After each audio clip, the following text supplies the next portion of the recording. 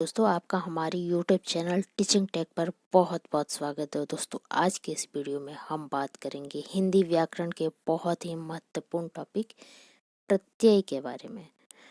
अगर आप competitive exam की तैयारी कर रहे हैं, किसी भी प्रतियोगी परीक्षा की तैयारी कर रहे हैं, तो आपको पता होगा कि प्रत्यय से प्रश्न आते ही आते हैं और इसमें बहुत सारे तरीके से प्रश्न पूछे जाते हैं। जैसा कि हेडिंग में हमने लिखा है, इस वीडियो में आप पढ़ेंगे प्रत्यय की परिभाषा, प्रत्यय के उदाहरण, प्रत्यय के भेद और प्रत्यय को पहचानने का तरीका, जो कि बहुत ही ज़्यादा इम्पोर्टेंट है और इस तरीके के प्रश्न प्रतियोगी परीक्षा में पूछे जाते हैं। तो चलिए देर न करते हुए इस सेशन को शुरू करते हैं। अगर आपको इस टॉपिक को अच्छे से समझना है तो वीडियो को अंत तक जरूर देखिएगा, आपको समझ में आएगा कि प्रत्यय को कैसे पहचाने जाते हैं। तो सबसे पहले यहाँ पे है प्रत्यय की परिभाषा, डिफिनेशन ऑफ सफिक्स इन हिंदी। दोस्तों इंग्लिश ग्रामर में जो सफिक्स होता है वही चीज़ हिंदी व्याकरण में भी यहाँ पर है, उसी को प्रत्यय कहा जाता है। जो रोल वहाँ पे सफिक्स का होता है वही रोल यहाँ पे प्रत्यय का होता है। तो चलिए जानते हैं कि प्रत्यय होता क्या है आखिरकार। यहाँ पे लिखा हुआ है वे शब्दांश जो किसी मूल शब्द के अंत में जुड़कर उस मूल शब्द के अर्थ में परिवर्तन लाते हैं। ध्यान दीजिएगा, वे शब्दांश, प्रत्यय जो होते हैं वे एक शब्दांश होते हैं, ठीक है, जो किसी मूल शब्द के अंत में जुड़कर। अब मूल शब्द क्या होता है? मूल शब्द होता है जिससे कोई दूसरा शब्द बन जाए।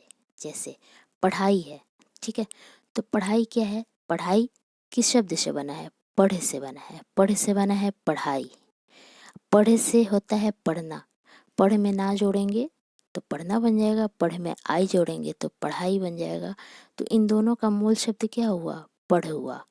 तो इस तरीके से मूल शब्द में कोई अदर शब्दांश जब जुड़ता है और उस मूल शब्द के अर्थ में परिवर्तन ला देता है, तो जो जुड़ा हुआ जो छोटा सा शब्दांश है ना, वही प्रत्यय कहलाता है।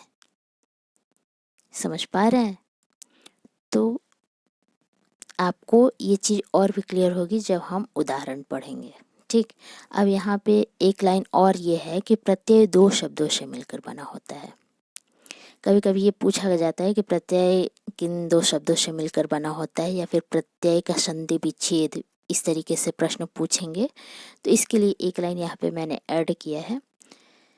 प्रत्यय दो शब्दों से मिलकर बना होता है, प्रति प्लस अय, ठीक है, जहाँ प्रति का अर्थ होता है साथ में पर बाद में। ध्यान दीजिएगा, प्रति का मतलब होता है साथ में और बाद में, यानी कि जो शब्दांश है वो मूल शब्द के साथ होगा, लेकिन मूल शब्द जो है उसके बाद लगेगा।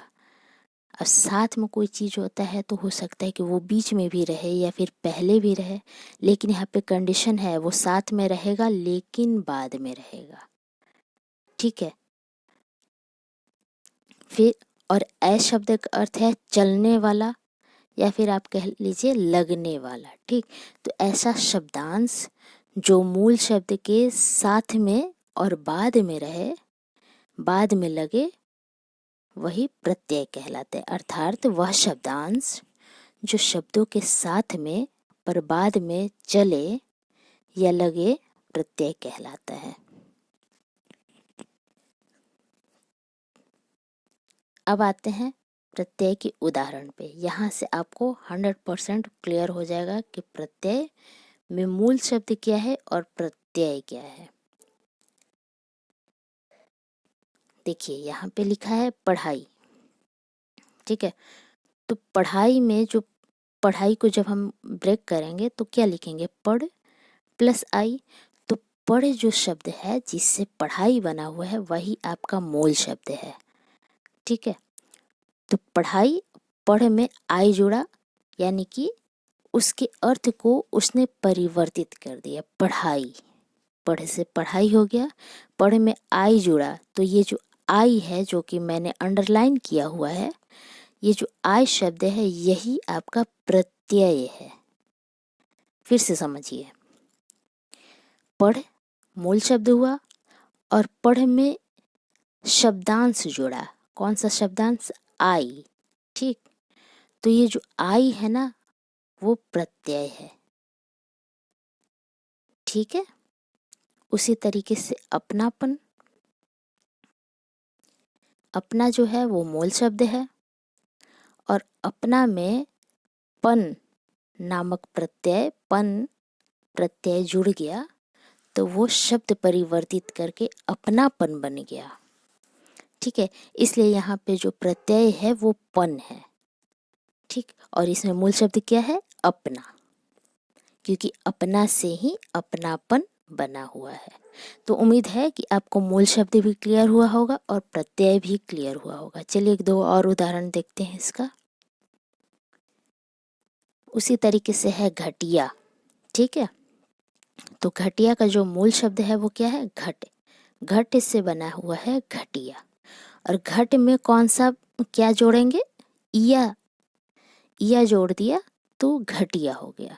अभी इया क्या है? इया आपका प्रत्यय है। ठीक है, उसी तरीके से है समझदार, तो समझ से बना हुआ है समझदार। अच्छा, समझ से और भी तो कुछ बन सकता है। समझ से बन सकता है समझना।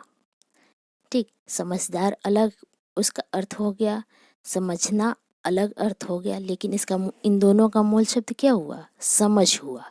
ठीक, तो उसमें जो अब देखिए समझदार है तो समझदार में कौन क्या जुड़ा हुआ है? दार जुड़ा हुआ है, तो ये जो दार है वो प्रत्यय है।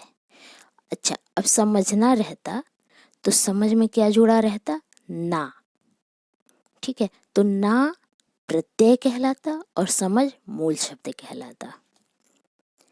ठीक है, अब उसी तरीके से मान लीजिए लड़ाई रहता तो मूल शब्द क्या होता? लड़ हो जाता और उसमें जुड़ जाता आई, तो आई हमारा प्रत्यय हो जाता। उम्मीद है कि प्रत्यय आपका क्लियर हुआ होगा कि प्रत्यय क्या होता है।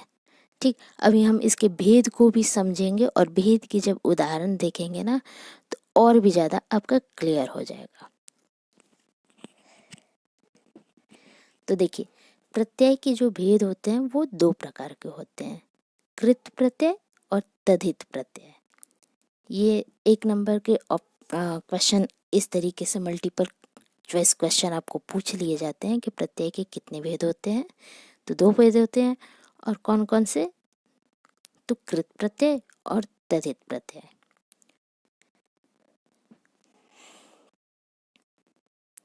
अब आते हैं कृत प्रत्यय पे। तो ऐसे शब्दांश जो क्रिया या धातु के बाद लगाकर क्रिया या धातु के मूल अर्थ में परिवर्तन लाते हैं प्रत्यय कहलाते हैं, कृत प्रत्यय कहलाते हैं। ठीक है, ध्यान दीजिएगा, ऐसे शब्दांश जो धातु या क्रिया, ठीक है, कोई क्रिया हो रही है, जैसे क्रिया में क्या होता है? जब हम कोई कार्य करते हैं तो उसको क्रिया कहते हैं। ठीक है, और धातु हो गया, जैसे धातु में आपका हो गया मूल शब्द को ही यहाँ पे धातु है, तो धातु के बाद लगकर उस मूल शब्द के अर्थ में परिवर्तन लाते हैं तो कृत्य प्रत्यय कहलाते हैं। ठीक है, उदाहरण देखेंगे तो क्लियर होगा, चिंता करने की कोई बात नहीं है। कृत्य प्रत्यय से बने शब्द कृदंत कहलाते हैं। ये एक लाइन में ये पूछ लिए जाते हैं कि कृदंत क्या होते हैं। इसके बारे में भी डिस्कस करेंगे अगले पेज में। अच्छा, कृत्य प्रत्यय के कुछ उदाहरण यहाँ पे दिए हुए, मतलब ऐसे जैसे ई, कोई भी कोई भी क्रिया में जब ई लगा देंगे तो उसका अर्थ परिवर्तित हो जाएगा, तो ई क्या है? वो कृत्य प्रत्यय है। वाला कृत्य प्रत्यय है, जैसे सुनने वाला, जैसे गाने वाला, तो गाना क्या हो गया? क्रिया हो गया, और उसमें वाला अगर हम प्रत्यय जोड़ देते हैं तो गाने वाला, अर्थ परिवर्तित हुआ। ठीक, अक्कड़ हो गया, जैसे भुलक्कड़ हो गया, भूल आपका मूल शब्द है और उसमें अक्कड़ जुड़ गया तो भुलक्कड़ हो गया। तो अक्कड़ क्या है? वो कृत प्रत्यय का उदाहरण है। ठीक, अब इसको पहचानेंगे कैसे, ये चीज़ें आपको क्लियर होंगी। यहाँ पे बस शॉर्ट में थोड़ी थोड़ी है, डीपली आपको अगले पेज में बताते हैं। तो ये ई वाला अक्कड़, आड़ू, आ, लू, ती, इया, दार इत्यादि, ये सब कृत्य प्रत्यय के उदाहरण हैं। कृत्य प्रत्यय के उदाहरण, अब यहाँ से आपको पूरा क्लियर हो जाएगा कृत्य प्रत्यय किस तरीके से कार्य करता है। अब देखिए सुनने वाला, अब इसको अगर हम ब्रेक करते तो सुनना क्या है, एक क्रिया है, ठीक। अब उसमें जुड़ गया वाला, तो वाला क्या है, वो कृत्य प्रत्यय है। अभी आपने पढ़ा ना कि धातु या क्रिया के साथ जुड़ेगा, ठीक। तो सुनना, सुनने वाला, अब सुनने वाला ये शब्द बना, नया शब्द बन गया, क्रिया के साथ वाला जुड़ गया, वाला क्या है, कृत्य प्रत्यय है। उसी तरीके से देखिए अगला झगड़ालू, झगड़ क्या है, वो धातु है या फिर मूल शब्द है, और उसमें आलू नामक प्रत्यय, और ये आलू क्या है, कृत्य प्रत्यय है, ठीक। उसी तरीके से है घटिया, घटिया का मूल शब्द हो गया घट, और उसमें इया यानी कि कृत्य प्रत्यय जुड़ गया, तो वो घटिया हो गया, ठीक है। उसी तरीके से घुमक्कड़, घूम प्लस अक्कड़, घुमक्कड़ हो गया। अभी मैंने पीछे बताया था भुलक्कड़, तो अक्कड़ नामक जो कृत्य प्रत्यय है वो घुमक्कड़ में भी जुड़ गया और भुलक्कड़ में भी जुड़ गया, दोनों में जुड़ा और अर्थ परिवर्तित हो गया, तो यहाँ पे कृत्य प्रत्यय क्या हुआ, अक्कड़ हो गया। उसी तरीके से देख कर, तो देख आपका मूल शब्द हो गया और उसमें कर जुड़ गया, देख कर अर्थ परिवर्तित हो गया, तो वो कृत हो गया, ठीक है। ध्यान दीजिएगा कि यहाँ पे धातु है, सब कुछ मूल शब्द है, और उसके साथ जो शब्द आ रहा है तभी वो कृत्य प्रत्यय होगा, ठीक है। तैराक, तैरना, तैरना क्या है, क्रिया है, तैर से बना हुआ है तैरना। अच्छा, तैर से ही बना हुआ है तैराक भी, तैर में आक नामक कृत्य प्रत्यय जुड़ा, तो वो हो गया तैराक, ठीक। वैसे ही लड़ाका, लड़ में आका जुड़ा, तो लड़ाका बन गया। उसी तरीके से गाने वाला, गाना क्या है, देखिए यहाँ पे गाना जो होगा वो क्रिया होगा, यहाँ पे धातु लिखा है क्रिया है, उसमें वाला जुड़ गया तो गाने वाला अर्थ परिवर्तित हो गया। तो ये जो क्रिया और धातु के साथ जो भी प्रत्यय जुड़ रहे हैं वो सब के सब कृत्य प्रत्यय है, ठीक। अब क्रिया और धातु के जगह पे कुछ और रहेगा तो वो दूसरा आपका प्रत्यय कहलाएगा, तद्धित प्रत्यय। सिर्फ वही प्रत्यय जो क्रिया और धातु के साथ ही सिर्फ जुड़ता है तो वही कृत्य प्रत्यय कहलाता है, ठीक। अगर वो किसी संज्ञा या फिर किसी अदर चीज के साथ जुड़ेगा तो कृत्य प्रत्यय नहीं कहलाएगा।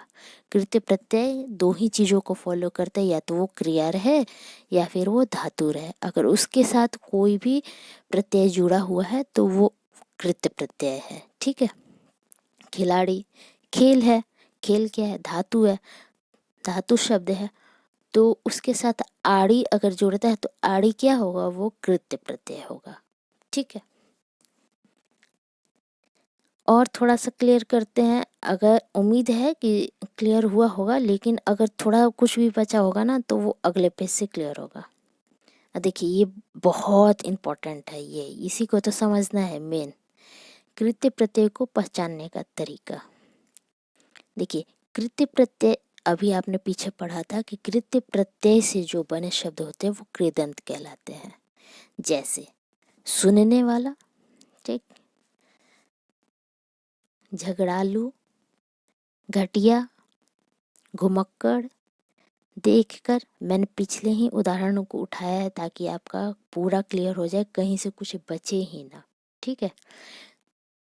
तैराक, लड़ाका, ये सब जो है वो कृदंत है, ठीक। मूल शब्द और प्लस प्रत्यय, मूल शब्द प्लस कृत प्रत्यय जब जुड़ गया तो जो नया शब्द बना वो कहलाएगा कृदंत।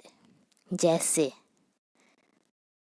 समझदार, समझ उसमें मूल शब्द हुआ और दार कृत प्रत्यय जुड़ा तो दोनों जुड़कर क्या बना, समझदार।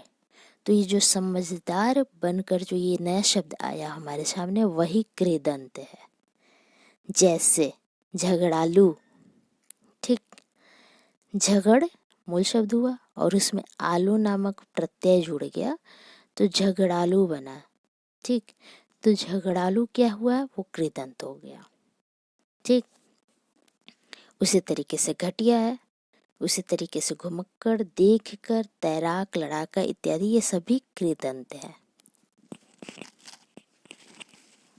अब है कृदंत शब्दों में, शब्दों के मूल धातु में। अब देखिए कृदंत जो शब्द आपने अभी सुना, जो पढ़ा, जैसे झगड़ालू, यहाँ से एक उदाहरण लेते हैं, दूसरा वाला झगड़ालू, ठीक। तो अब इसका मूल शब्द क्या हो जाएगा, झगड़ हो जाएगा ना। झगड़ालू का मूल शब्द हो गया झगड़। अब उसके मूल शब्द में जब हम ना शब्दांश को जोड़ते हैं या लगाते हैं तो धातु का कोई शाब्दिक अर्थ बन जाता है, ठीक है। जब उस धातु का कोई शाब्दिक अर्थ बन जाता है तो उन शब्दों के साथ कृत प्रत्यय ही लगता है, ठीक। अब समझिए इस चीज को हम क्या कह रहे हैं। देखिए जैसे झगड़ालू हमने एक उदाहरण लिया ऊपर से, अब उसका मूल शब्द हमने निकाला, मूल शब्द क्या है, झगड़, ठीक। अब हम बोल रहे हैं कि ना उसमें ऐड कीजिए, ठीक। तो झगड़ में ना जोड़ेंगे तो क्या होगा, झगड़ना हो गया। तो झगड़ना कोई शब्द है, हाँ बिल्कुल है। तो ये यहाँ पे एक सार्थक अर्थ बना, इसका सार्थक अर्थ बन रहा है ना, झगड़ना। तो ये ऐसे ही जब सार्थक अर्थ बन जाए ना लगाने से तो उसके साथ कृत्य प्रत्यय ही होगा, ठीक है। जैसे अब यहाँ पे आ जाइए, बैक में आते हैं हम लोग, घटिया। अब इसका जो मूल शब्द हुआ है, तीसरा नंबर देखिए, घटिया, ठीक। जो मूल शब्द है वो है घट। अब इसमें हमने क्या बोला, ना जोड़ना है, तो ना जोड़िए तो क्या होगा, घटना। क्या घटना एक सार्थक शब्द बना, घटना का कोई अर्थ होता है, जी हाँ बिल्कुल होता है। तो घट के साथ जो प्रत्यय जुड़ेगा वो कृत्य प्रत्यय ही जुड़ेगा, ठीक है। चाहे हम ना कृत्य प्रत्यय जोड़े या फिर इया कृत्य प्रत्यय जोड़े। अगर इया जोड़ेंगे तो घटिया हो जाएगा, अगर ना जोड़ेंगे तो घटना हो जाएगा, अगर कर प्रत्यय जोड़ेंगे तो घट कर हो जाएगा, है ना। लेकिन ये जो कर हुआ, इया हुआ, ना हुआ, ये सब क्या है, कृत्य प्रत्यय है, ठीक। उसी तरीके से चौथा नंबर घुमक्कड़। अब इसका देखिए मूल शब्द क्या है, घूम। अब इसमें ना हमको ऐड करके देखना है कि इसके साथ कृत्य प्रत्यय जुड़ेगा कि नहीं जुड़ेगा। तो इसके मूल शब्द में हमको ना ऐड करना है, ना हमने ऐड किया तो घूम से बन गया घूमना, है ना। तो क्या घूमना एक सार्थक शब्द है, जी हाँ है।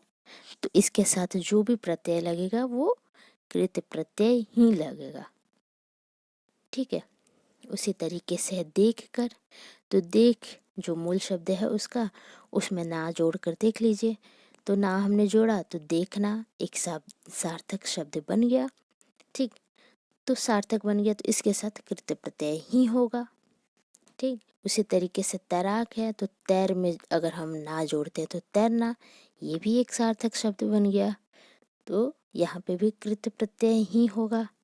लड़ना, लड़ाका है, उसके मूल शब्द है लड़, और लड़ में अगर हम ना जोड़ते हैं तो लड़ना होता है, ठीक।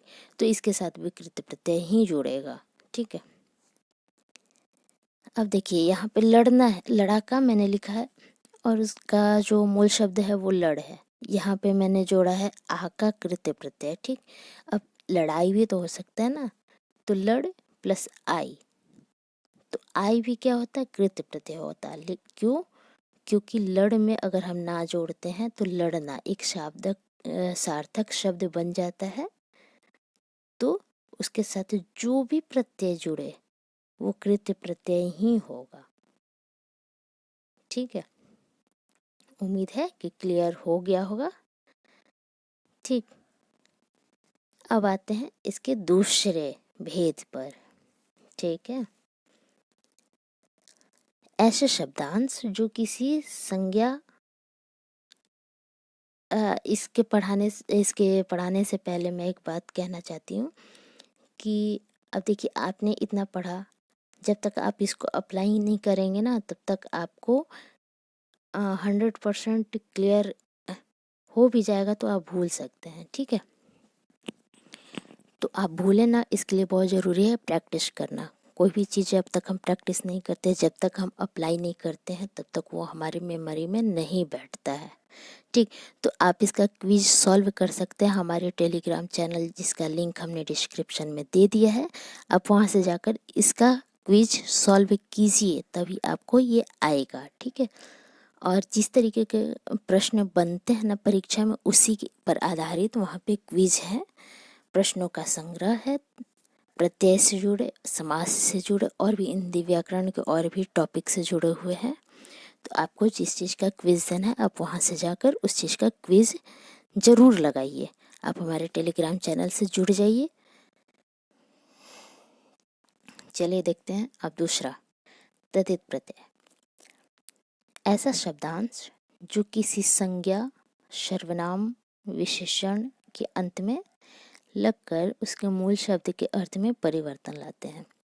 अच्छा, हमने कृत्य प्रत्यय पढ़ा तो उसमें क्रिया और धातु था, उसके अंत में लगता था तो वो कृत्य प्रत्यय कहलाता था।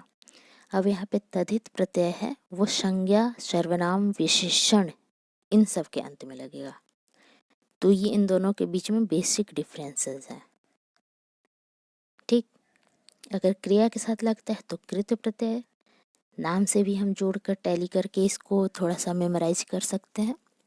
ठीक, और तद्धित प्रत्यय संज्ञा, सर्वनाम, विशेषण इन सब के बाद में लगेगा, तो वहाँ पे तद्धित प्रत्यय होगा।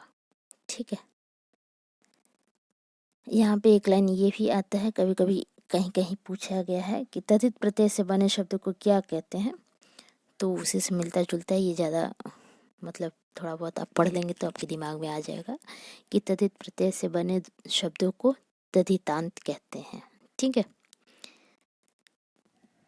अब इसका उदाहरण देख लेते हैं। इसका उदाहरण है जैसे कि मेहनती। अब मेहनत क्या है? मेहनत जो है वो एक संज्ञा है। ठीक, अब उसमें क्या जुड़ गया?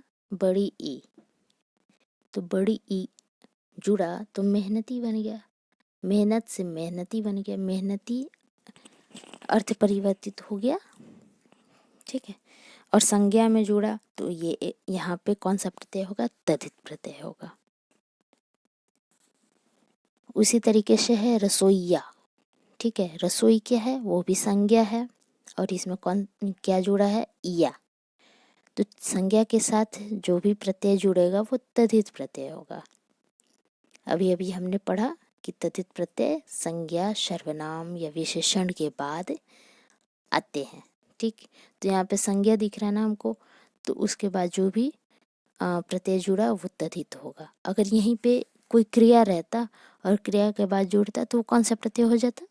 कृत्य प्रत्यय हो जाता। ठीक, लेकिन यहाँ पे संज्ञा है और संज्ञा के बाद आ रहा है तो वो तद्धित प्रत्यय है। ठीक, यही इसके पहचानने का नियम है। उसी तरीके से है लुहार। अब लुहार का जो मूल शब्द है, लू नहीं लगाएंगे वहाँ पे, हमको मूल शब्द ऐसा निकालना होता है जिससे और भी शब्द बन सके। ऐसा नहीं कि बस आगे का दो शब्द उठाकर और लिख दिया, लुहार से लूह नहीं बना देंगे। लोहा बनेगा, ठीक है। लोहा से ही लुहार बना होता है। तो ऐसे शब्द हमको मूल शब्द बनाने होते हैं जो कि सही होता है, ठीक। तो कई लोग ऐसा करेंगे कि लुहार है तो लू इसको बना देंगे मूल शब्द और आर लगा देंगे उसमें प्रत्यय, तो वो गलत हो जाएगा, ध्यान दीजिएगा, ठीक। तो लोहा से बना है लुहार, तो लोहा क्या है, संज्ञा है, और इसमें आर जुड़ गया, तो संज्ञा के साथ जो भी प्रत्यय जुड़ेगा वो कौन सा प्रत्यय होगा, तद्धित प्रत्यय होगा, ठीक। उसी तरीके से अब आगे बढ़ते, धनवान, धन क्या है, ये भी संज्ञा है, और इसमें वान जोड़ा गया, इसका अर्थ परिवर्तित हो गया, धन से धनवान हो गया, हाँ। तो धनवान संज्ञा के साथ जुड़ गया तो क्या है, तद्धित प्रत्यय हो गया। उसी तरीके से है पीलापन। अच्छा, पीला क्या है, पीला विशेषण होता है, ठीक है। कलर को स्पेसिफाई करता है, कलर को बताता है, उसकी विशेषता बतला रहा है कि वो पीला है, तो वो विशेषण हो गया। अच्छा, पीला विशेषण के साथ एक शब्दांश जुड़ा, पन, ठीक है। तो क्या हो जाएगा, तद्धित प्रत्यय यहाँ हो जाएगा, क्योंकि विशेषण के साथ जुड़े रहा है। अब सबसे पहले हमने पढ़ा था अपनापन, ठीक। तो अपना क्या था,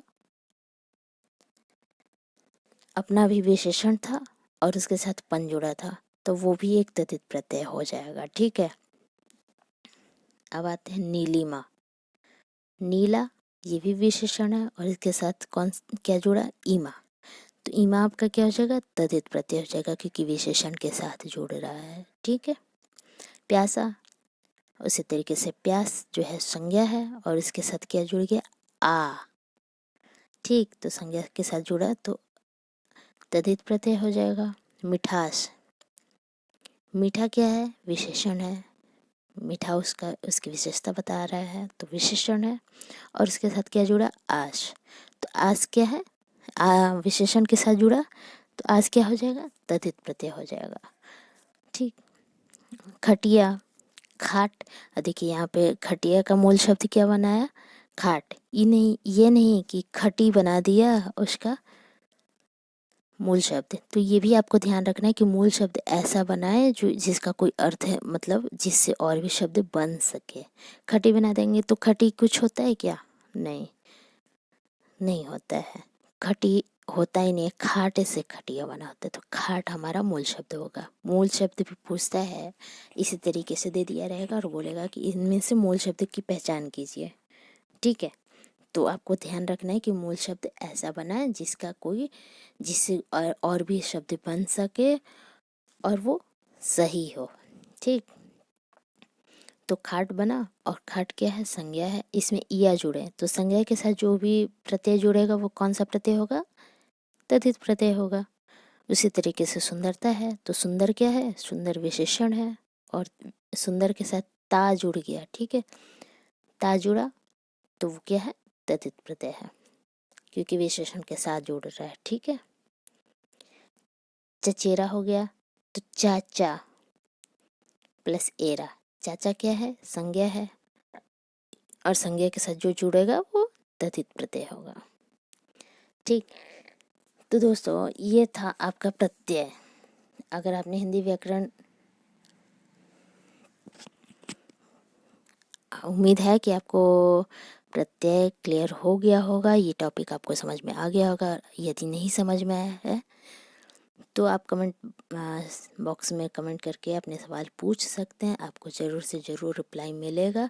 और क्विज़ के लिए आप हमारे टेलीग्राम चैनल से जुड़िए, लिंक डिस्क्रिप्शन में मैंने दे दिया है, वहाँ से ज्वाइन हो सकते हैं आप।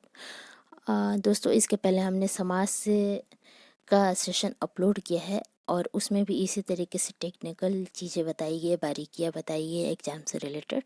तो अगर आपने नहीं देखा है तो आप वहाँ डिस्क्रिप्शन में भी उसका भी लिंक दिया हुआ है, आप वहाँ से जाकर उस वीडियो को देख सकते हैं और समझ सकते हैं। और उसका भी क्विज़ हमारे टेलीग्राम चैनल पर अपलोडेड है, वहाँ से आप जाकर क्विज़ सॉल्व कर सकते हैं। दोस्तों अगर आपने इस चैनल को लाइक और शेयर नहीं किया है तो कर दीजिए जल्दी से जल्दी, और सब्सक्राइब कर दीजिए, बेल आइकन पर प्रेस कर दीजिए ताकि आने वाला अगला सेशन आपको मिल जाए उसका नोटिफिकेशन। तो चलिए मिलते हैं नेक्स्ट क्लास में।